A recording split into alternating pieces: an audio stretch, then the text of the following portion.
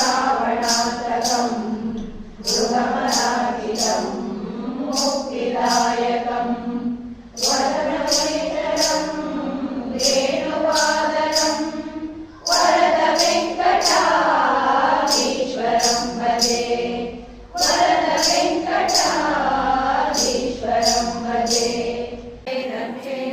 सदा परमं यो महत्तेज परमं यो महत्तपः परमं यो महद्ब्रह्म परमं यः परायणं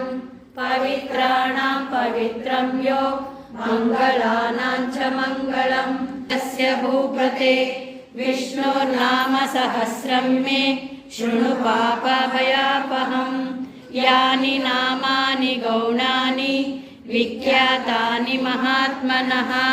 ऋषिविपरिगीतानि तानि वक्ष्यामि भूतये ऋषिर्नाम्नां सहस्रस्य